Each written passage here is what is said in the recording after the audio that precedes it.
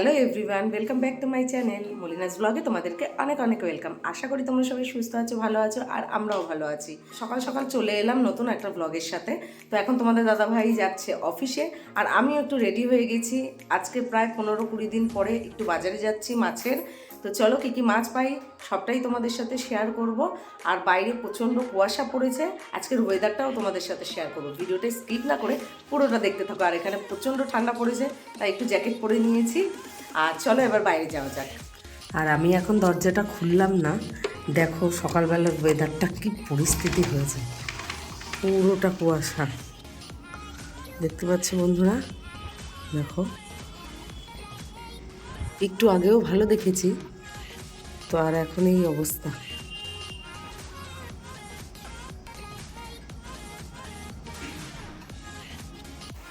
আর এবারে বেরিয়ে পড়েছি তোমাদের দাদা ভাই আর আমি। আর বন্ধুরা, জানুয়ারি মাস পড়ার পরে এটা কিন্তু আমার প্রথম ব্লগ। নতুন বছরে নতুন করে আবার ব্লগ শুরু করছি, আর তোমরা কিন্তু অবশ্যই আমার পাশে থেকো। আর চলো নিচে নেমে এসেছি, আর এই দেখো কুয়াশা পড়েছে কিভাবে। তো ওপরে যেহেতু 3 তলায় থাকি, সেই কারণে ওপরটাতে না খুব বেশি কুয়াশা, তাই দেখা যাচ্ছিল না। তো নিচে কিন্তু খুব ঠান্ডাও রয়েছে আর হাওয়াও দিচ্ছে। তো দুজনে মিলে একটু গল্প করতে করতে যাচ্ছি, আর তোমাদের দাদাভাই হাই করলো তোমাদেরকে। আর এই দেখো সকালবেলার বাজারঘাট আগেও ব্লগে শেয়ার করেছি, আর নিত্যদিন শেয়ার করতে ভালোই লাগে তোমাদের সাথে। আর এই যে সকাল সকাল ঠাকুর দর্শন হয়ে গেল, খুব ভালো লাগে জানো তো। যখন এই ঠাকুর দর্শন করে রাস্তা দিয়ে যাই না, তখন মনটা খুব ভালো লাগে। যাই হোক, মাছের বাজারে চলে এসেছি, আর শীতকাল পড়তে না পড়তে দেখো হরেক রকমের মাছ নিয়ে বসে পড়েছে। তো অনেক মাছই না এর মধ্যে আমরা খাই না, সেই কারণে সব মাছ কিনে ওঠা যায় না। আর এই জ্যান্ত মাছগুলো দেখছো, এই জ্যান্ত মাছ না এখানে চাষ করা হয় ইনজেকশন দিয়ে, সেই কারণে আমরা কোনো দিন এই জ্যান্ত মাছ নিই। তো চলো, মাছ কিনে নিয়েছি, আর কি মাছ নিয়েছি না নিয়েছি সবটাই তোমাদের সাথে শেয়ার করব। চলে এসেছি রুমে, আর ওদিকে তোমাদের দাদাভাই চলে গেছে অফিসে। তো এবারে এক এক করে সংসারের কাজকর্ম করে সবটাই তোমাদের সাথে শেয়ার করব। তোমরা ব্লগটা দেখতে থাকো, ভিডিওটা স্কিপ না করে। আজ তোমাদের দাদাভাই অফিস থেকে হাফ ডে করে দুপুরবেলা চলে আসবে, সেই কারণে একটুখানি বাজার করে নিয়ে এলাম। আর সকালবেলা আর রান্না করলাম না। তো চলো বাজার থেকে কী নিয়ে এসেছি সবটাই দেখাবো। আর এখানে বন্ধুরা সব রকম মাছ পাওয়া গেলেও যেগুলো আমরা খাই না সেগুলো বাজার থেকে আনিও না। আর এই দেখো চিকেনটা নিয়ে চলে এসেছি। যেহেতু সব রকমের মাছ খাওয়া হয় না, তাই বেশিরভাগ চিকেনটাই আনা হয়, কিন্তু আজকে মাছও নিয়ে এসেছি। তো দেখো এখানে চিকেন নিয়ে চলে এসেছি, আর এদিকে নিয়ে এসেছি একটু মোরলা মাছ। তো শীত পড়তে না পড়তে একটু মাছের আবির্ভাব হলো, যেহেতু বাজারে পেয়ে না আর লোভ সামলাতে পারলাম না, তাই নিয়ে চলে এলাম একটু মোরলা মাছ।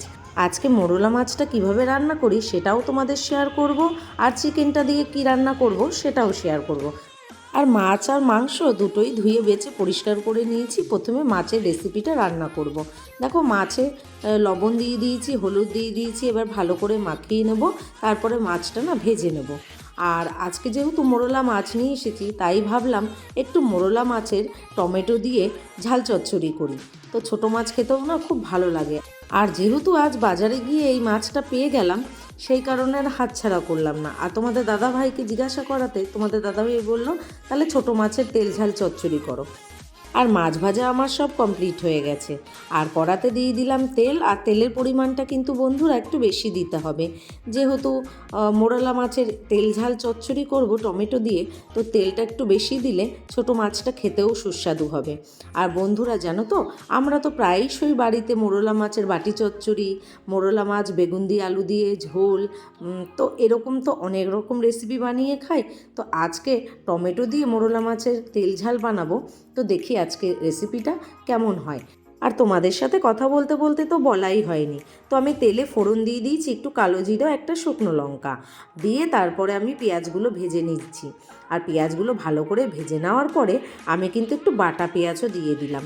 তো যেহেতু এটা আমি খুব গ্রেভিও করব না, চচ্চড়ি করব, সেই কারণে কিন্তু একটু পেঁয়াজ বাটাটা আমি ব্যবহার করেছি। আর দিয়ে দিলাম একটু রসুন বাটা, একটু দিয়ে দিলাম আদা বাটা। আর এটা ভালো করে এবারে কষিয়ে নেব। তো পেঁয়াজের সাথে আদা রসুন বাটা সব একসাথে ভালো করে মিশিয়ে নিতে হবে। মিশিয়ে নেওয়ার পরে আমি কিন্তু গুঁড়ো মশলা এখানে অ্যাড করে দেবো। একটু জিরের গুঁড়ো দিয়ে দিলাম, ধনের গুঁড়ো দিয়ে দিলাম, আর একটু লঙ্কার গুঁড়ো। তো নিত্যদিনের প্রয়োজনীয় যা যা মশলা লাগে সবই দিয়ে দিলাম। আর এবারে এই মশলাগুলোকেও একসাথে ভালো করে কষিয়ে নেব। মশলাটা যাতে পুড়ে না যায় সেই কারণে কিন্তু একটু জলও দিয়ে দেবো। আর জল দেওয়ার পরে মশলাটা একটু একটু করে কিন্তু আমি কষিয়ে নেব। আর এখানে দেখো আমি জলও দিয়ে দিয়েছি। এবার জল দেওয়ার পরে একটু ভালো করে কষাবো। আর সব শেষে দিয়ে দিলাম আমি লবণ। সব মশলাগুলো দিয়ে এবারে একটু সময় নিয়ে ভালো করে কষিয়ে নিতে হবে। আর কষাতে কষাতে দেখো মশলার গায়ে থেকে তেলটাও ছেড়ে গেছে। আর এবারে আমি দিয়ে দেবো দুটো টমেটো কেটে রেখেছিলাম, তো টমেটো দুটো আমি দিয়ে দেবো। তো বন্ধুরা, যেহেতু টমেটো তেল ঝাল চচ্চড়ি করছি সেই কারণে আমি দুটো টমেটো দিয়েছি, তো তোমরা চাইলে এখানে একটাও দিতে পারো। আর দিয়ে দেবো একটু কাঁচা লঙ্কা, তো সেটাও আমি চিড়ে রেখেছিলাম। আর এই দেখো একটু হালকা হাতে নাড়বো। আর টমেটোটা বেশি কিন্তু সিদ্ধ করব না, গোটা গোটাই থাকবে, তাহলে কিন্তু মাছটা খেতে খুব টেস্টি হবে। আর এই যে আমি এবার মাছ দিয়ে দিলাম, মাছ দিয়ে হালকা হাতে আমি নাড়াচাড়া করে নেব। তো মাছগুলো হালকা হাতে নাড়াচাড়া করে নিলে ভাঙবে না, মাছগুলো সব গোটাই থাকবে। আর মাছটা দেওয়ার পরে সব মশলার সাথে ভালো করে নাড়াচাড়া করে নিয়েছি। এবার দিয়ে দেবো পরিমাণ মতো জল। যেহেতু মাছটা গ্রেভি হবে তো সেই কারণে জলটা আমি বেশি দেব না। তো একটু জল দেওয়ার পরে 5 মিনিটের জন্য আমি ঢেকে দেবো একদম লো ফ্লেমে।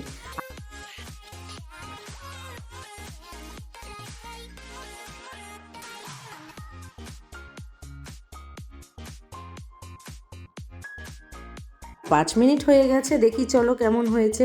আর দেখো বন্ধুরা, কালারটা কত সুন্দর হয়েছে মোরলা মাছের তেল ঝাল চচ্চড়ি।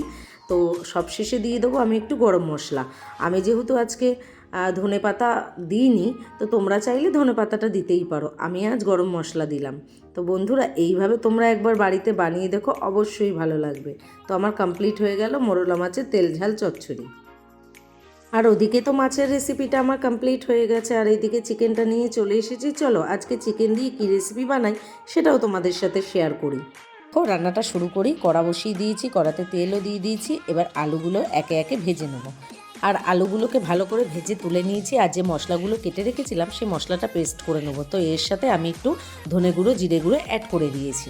আর এদিকে দেখো কড়াটা বসিয়ে দিয়েছি। কড়ার মধ্যে একটু দারচিনি, তেজপাতা, শুকনো লঙ্কা আর এলাচ আমি ফোড়নে দিয়ে দিলাম। আর তার সাথে দিয়ে দেবো আমি একটু পেঁয়াজ। আর পেঁয়াজটাকে ভালো করে ভেজে নেব। আর এদিকে পেঁয়াজটা ভাজা হতে থাক, আর আমি চিকেনটাকে একটু ম্যারিনেশন করে নেব। তো দেখো প্রথমেই দিয়ে দিচ্ছি নুন, আর তার সাথে দিয়ে দেবো হলুদ। তো বন্ধুরা, এইভাবে তোমরা যদি মাখিয়ে চিকেনটা রান্না করো তাহলে কিন্তু তার টেস্টটা আরও দ্বিগুণ বেড়ে যাবে। আর তার সাথে দিয়ে দিচ্ছি একটু সর্ষের তেল পরিমাণ মতো, যতটা তোমাদের প্রয়োজন। আর তার সাথে দিয়ে দেবো যে মশলাটা পেস্ট করা ছিল সেই মশলাটা। তো এই মশলা, হলুদ, কাঁচা তেল আর লবণ, এই সব কটা একসাথে নিয়ে আর একটু গরম মশলা দিয়ে মাখিয়ে নিতে হবে। তো মাখিয়ে নেওয়ার পরে আমি মিনিট 15 কিন্তু ম্যারিনেশনে রেখে দেবো। তো পুরো প্রসেসটাই আমি তোমাদেরকে এইভাবে দেখাচ্ছি। তো এইভাবে খুবই টেস্টি হয় আর মাংসটা খেতেও ভালো লাগে। তো দেখো ম্যারিনেশন আমার হয়ে গেছে, এটা মিনিট 15-এর জন্য রেখে দেবো। আর ওদিকে আমার পেঁয়াজ ভাজা অলমোস্ট কমপ্লিট। আর এই দেখো পেঁয়াজ ভাজা আমার হয়ে গেছে, আমি মিনিট 15 পর চিকেনটা দিয়ে দিলাম। তো এবার ভালো করে চিকেনটা দেওয়ার পরে তার সাথে যে টমেটোটা আমি কেটে নিয়েছিলাম সেই টমেটোটা আমি দিয়ে ঢেকে দেবো। তো ঢেকে দেওয়ার পরে এবার আস্তে আস্তে এটা হতে থাক। আজ যে চিকেনের রেসিপিটা বানাচ্ছি না বন্ধুরা, তো সেই রেসিপিটা বানানোর জন্য তোমাদেরকে কিন্তু গ্যাসের ফ্লেমটা মিডিয়াম টু লোতে রাখতে হবে, না হলে কিন্তু সিদ্ধ হবে না ভালো করে। তো এইভাবে আস্তে আস্তে দেখো মাংসটা কষানোর পর মাংস দিয়ে জল বেরিয়ে গেছে, আর সঙ্গে আমি আলুটা দিয়ে ঢেকে দিলাম। এবার মিনিট 15 পর খুলে দেখব কি হয়েছে। তো দেখো মিনিট 15 পর মাঝে মাঝে আমি নাড়াও দিয়ে দিয়েছি, আর তেলও চিকেনের ওপরে দিয়ে দিলাম। এবার ভালো করে চিকেনের সাথে আমাকে কিন্তু ধনেপাতাটা মিশিয়ে নিতে হবে। তো বন্ধুরা, এই রেসিপিটা যদি আমি যেমন করে করছি তোমরা ফলো করো, আমি তোমাদেরকে বলছি রেসিপিটা ঠান্ডার দিনে এত ভালো লাগে খেতে, তোমরা একবার প্লিজ বাড়িতে ট্রাই করে বানিয়ে দেখো, তোমাদের ভালো লাগবে। ধনেপাতা দেবার পরে অনেকক্ষণ কষিয়েছি, তারপরে দেখো সাইড থেকে তেলও বেরিয়ে গেছে।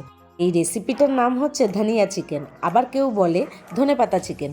তো বন্ধুরা, আমার চিকেন কমপ্লিট। এবার আমি ওপর থেকে একটু গরম মশলা অ্যাড করে দেবো। তো তোমরা এভাবে বাড়িতে ট্রাই করো আর অবশ্যই আমাকে কমেন্টে জানিও কেমন হয়েছে। আর দুটো রান্নাই আমার কমপ্লিট হয়ে গেছে, একটা হচ্ছে ধনিয়া চিকেন আর একটা হচ্ছে মোরলা মাছের তেল ঝাল চচ্চড়ি। তো বন্ধুরা চ্যানেলটি সাবস্ক্রাইব করো, লাইক শেয়ার করে দিও, পাশে থাকা বেল আইকনটি প্রেস করো।